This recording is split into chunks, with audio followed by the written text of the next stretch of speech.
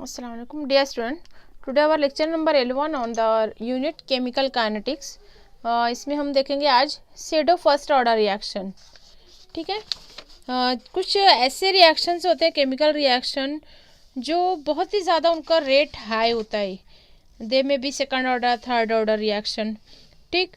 लेकिन उसमें जो होता है कुछ जो रिएक्टेंट के मॉलिक्यूल होते हैं वो एक्सेस में होते हैं. इसकी वजह से वो सेकंड ऑर्डर हो तो फर्स्ट ऑर्डर कहलाती है. That is also it is called pseudo first order reaction. ठीक. जैसे हम एक एग्जांपल लेके इसको समझेंगे. यहाँ पर एक हाइड्रोलिसिस की रिएक्शन है. Acetic acid react with A water, sorry acetate, Mithil acetate. ये ईस्टर है. ईस्टर की हाइड्रोलिसिस जो है that form A acid and alcohol. ठीक. ये क्या है? ये एसिड है और ये अल्कोहल है. तो यहाँ पर ये हाइड्रोलिसिस ऑफ मिथाइल एसीटेट, ये इसके कॉन्सेंट्रेशन डिपेंड करता है, रेट डिपेंड करता है. The concentration of reactant both methyl acetate as well as water molecule. ठीक. तो अगर हम इसका रेट ऑफ रिएक्शन निकालते हैं तो ये सेकंड ऑर्डर होगी. ठीक. Rate of concentration of this methyl acetate and water. ठीक. The reaction was expected to follow the second order kinetic, but we observe that these obey the first order. तो यहाँ पर रीज़न क्या है कि हम जो वाटर यूज़ कर रहे हैं, वाटर एज ए सॉल्वेंट तो यहाँ पर यूज़ हो रहा है. ठीक. हाइड्रोलिसिस का मतलब है reaction with water in presence of is present in such a large access. ये सॉल्वेंट है और ये बहुत ही ज़्यादा एक्सेस में है, लार्ज एक्सेस में इसकी क्वांटिटी बहुत ज़्यादा है.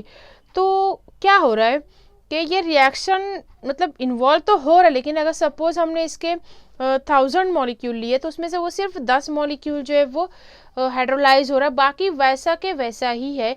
तो यहाँ पर जो हम ऑब्जर्व करते हैं इसका concentration, change in concentration of water is negligible as compare to the initial. ठीक. अगर आप एक कतरा दो कतरा इस्तेमाल कर रहे हो, इस तरह आप ले सकते हो. सेंस कि आपने 10 ml में से 2 ड्रॉप यूज़ किया है तो उसका हम निग्लिजिबल कह सकते हैं. हालांकि ये बहुत ज़्यादा एक्सेस में मौजूद होगा, लेकिन पार्ट जो लेगा उसके में बहुत ही कम. समझ में आ गया? तो इसको हम नज़रअंदाज कर सकते हैं वाटर के कॉन्सेंट्रेशन को. तो यहाँ पर एक इक्वेशन निकलती है, दस concentration of water molecule is constant. क्यों कांस्टेंट? क्योंकि वो नहीं के बराबर है. तो इसको हम के डबल डैश कर लेंगे.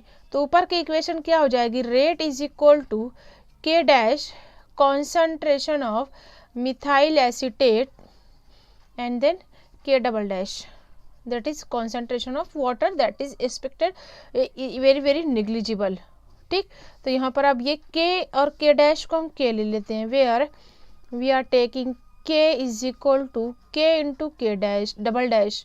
ठीक. अब ये दोनों को कांस्टेंट ले लेते हैं तो रेट क्या कहलाएगी? Rate is equal to the k concentration of acid methyl acetate only.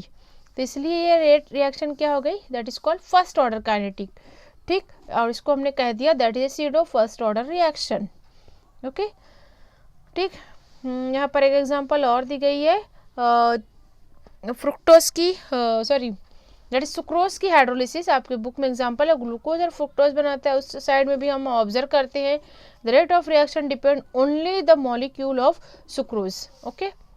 आपके यूनिट का अगला पॉइंट जो है वो आपके सिलेबस से निकाल दिया गया, collision theory of biomolecular reaction. काफ़ी बड़ा पॉइंट था. उसके बाद एक आखिरी लास्ट पॉइंट बचता है, effect of catalyst on the rate of reaction. ठीक. जैसा कि आप बहुत पहले से ही पढ़ते आ रहे हो, कैटलिस्ट वो होता है जो रिएक्शन में इन्वॉल्व नहीं होता लेकिन रिएक्शन के रेट को इंक्रीज करता है. ठीक. Catalyst is a substance added to the reactant that increases the rate of reaction without itself involved in reaction or consume in a reaction. ठीक. अब यहाँ पर हम एक एग्जांपल लेते हैं. Consider the reaction of KClO3 solid with oxygen, और इसको हम ऑक्सीडेशन भी कह सकते हैं, in presence of manganese oxide. तो ये देता है 2 mole of potassium chloride solid. तो यहाँ पर MnO2 क्या है, एज ए कैटलिस्ट। ठीक, ये कैटलिस्ट के तौर पे हो रहा है, इसका डिकम्पोजिशन कर रहा है। जो हमने रिएक्टेंट लिया है उसका यहाँ पर रेट इंक्रीज करने के लिए हमने rate of decomposition of reactant increases by using this catalyst. ठीक, तो ये कैटलिस्ट जो है ये थोड़ा सा पाथ को चेंज कर देता है। किस तरह करता है, क्या रोल है इसका, हम वो देखेंगे कि कैटलिस्ट एक्चुअल में क्यों ऐसा करता है कि रेट ऑफ रिएक्शन तो बढ़ा देता है लेकिन खुद जो है वो लास्ट में हमको वैसा के वैसा ही मिलता है। तो ये थोड़ा सा इसको रिएक्शन को उसके पाथ को अल्टरनेट कर देता है, चेंज कर देता है, right. The catalyst provide a alternative pathway associated with the lowering, ये इसका रोल क्या है, that lowering lower activation energy. Activation energy, activation energy क्या होती है, जब कोई भी सब्सटेंस है, अब उसको हमने किसी पर्टिकुलर रिएजेंट के साथ हमने रिएक्शन करवाया तो इनिशियली ये इस तरह होगा, लेकिन इसके साथ कोई रिएजेंट कंबाइन हो जाता है, कोई भी रिएजेंट किसी भी टाइप के रिएक्शन में, तो इन दोनों का बहुत ज़्यादा इंटरेक्शन होता है, कोलिजन होता है। ये मॉलिक्यूल जो होते हैं वो एक्साइटेड होते हैं, एनर्जी प्रोवाइड की जाती है, वो एक्साइटेड स्टेट में जाते हैं, that undergo a condition which turn the reactant to product। अब इन दोनों का कॉम्बिनेशन से प्रोडक्ट बना। तो यहाँ पर एक स्टेप ऐसी आती है कि ये एक्टिवेशन एनर्जी इसको मिलती है, the molecule will converted into A product. ठीक, तो क्या होता है कि जो पोटेंशियल एनर्जी होती है कैटलिस्ट की, सॉरी रिएक्टेंट की, उसको जो है वो लोअर डाउन कर देता है कैटलिस्ट। देखिए यहाँ पर अब हम ग्राफ से इसको और अच्छे से समझ सकते हैं। This is the energy graph for a catalyst, here we taken a reaction coordinate. ठीक, इस पे हमने एक्स एक्सिस पे हमने रिएक्शन कोऑर्डिनेट लिया, यहाँ पर एनर्जी लिया। देखें यहाँ पर हमने यहाँ पर ये रिएक्टेंट लिया है, रिएक्टेंट मॉलिक्यूल। ठीक, सबसे पहले हम विदाउट कैटलिस्ट ऑब्जर्व करते हैं कि ये उसका पाथवे है, वेरी वेरी हाई एनर्जी। हम यहाँ पे ऑब्जर्व करते हैं कि activation energy is very high. किसी भी मॉलिक्यूल की एक्टिवेशन एनर्जी अगर बहुत ज़्यादा होती है तो वो जल्दी जो ये रिएजेंट है इससे मिलाप नहीं करता है, यहाँ पर वो कॉम्बिनेशन होना चाहिए दोनों का। ठीक, एक स्टेट से एक फॉर्म से दूसरे फॉर्म में जब कन्वर्ट हो रहे हैं तो उनकी एनर्जी अगर ज़्यादा होगी तो वो कंबाइन होंगे, क्योंकि उनमें जो कोलिजन जो होगा बहुत ज़्यादा हाई होगा। ठीक, तो उसको कैटलिस्ट के एडिशन पे उसकी एनर्जी लोअर हो गई। ये ग्राफ शो करता है विथ एडिशन ऑफ कैटलिस्ट। इस रिएक्टेंट में हमने कैटलिस्ट मिला दिया तो अब उसकी एनर्जी ये हो गई इस लेवल पे, देखो कितनी ज़्यादा कम हो गई है। तो कैटलिस्ट ने क्या किया, रिएक्टेंट के मॉलिक्यूल की एनर्जी को लोअर डाउन कर दिया ताकि इसका इजी कॉम्बिनेशन हो, ये आपस में एक दूसरे से रिएक्ट होकर प्रोडक्ट दे दे। तो यहाँ पर हम ऑब्जर्व करते हैं this is the product formation. ठीक, यहाँ पर हम प्रोडक्ट हमारा बन गया है। अब उसके लिए यहाँ पे फिर से हम देख सकते हैं E dash for the catalytic addition activation energy, और ये विदाउट कैटलिस्ट। ठीक, ये ई ए डैश। ठीक, तो यहाँ पर हमने ऑब्जर्व किया कि ये lower the activation energy will favourable for the kind of reaction, rate of reaction को वे फेवर करता है अगर उसकी एक्टिवेशन एनर्जी को हम कम कर देते हैं। ठीक, with the absence of MnO2 अगर हम करते हैं तो ये काफ़ी एनर्जी यहाँ पर लगती है और वो इसमें जो है प्रोडक्ट फॉर्मेशन में डिफ़िकल्टी होती है। तो यहाँ पर रेट ऑफ रिएक्शन को बढ़ाने के लिए हमने मैंगनीज ऑक्साइड का यूज़ किया। एक और एग्जांपल है यहाँ पर कि हम जब देखते हैं H2O2 का decomposition with it is a liquid, अगर इसको हम ऐसे ही हवा में सिर्फ रख दें रूम टेम्परेचर पे तो इसका डिकम्पोजिशन बहुत स्लोली होता है वाटर और ऑक्सीजन में। ठीक, at room temperature the rate of reaction is very very slow.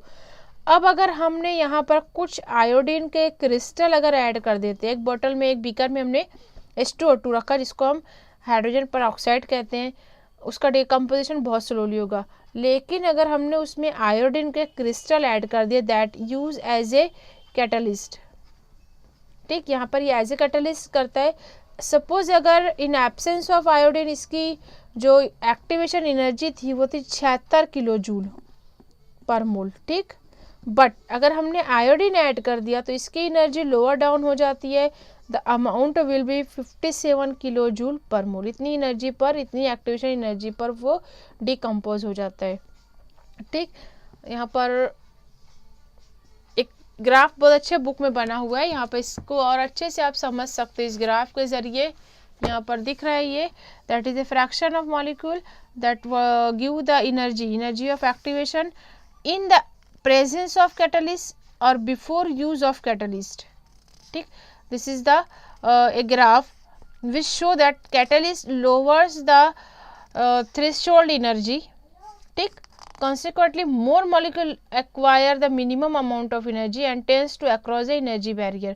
यहाँ पर अगर हमने एनर्जी बैरियर के तौर पर अगर यूज किया है तो मतलब कैटलिस्ट को एज ए एनर्जी बैरियर, मतलब एनर्जी को कम करने वाला आमिल, ठीक, इस तरह हम यूज कर सकते हैं इसको, ठीक। The fraction of activated molecule is greater for the catalyse reaction, ठीक। The rate of catalyse reaction is larger as compare to without catalyst, ठीक है। तो यहाँ पर ये यूनिट कंप्लीट होती है। इसकी एक्सरसाइज जो है मैं आपको इसको नोट्स में सॉल्व दे दूँगी। कुछ प्रॉब्लम है, कुछ न्यूमेरिकल है, उसको हम सॉल्व करेंगे। Okay, thank you.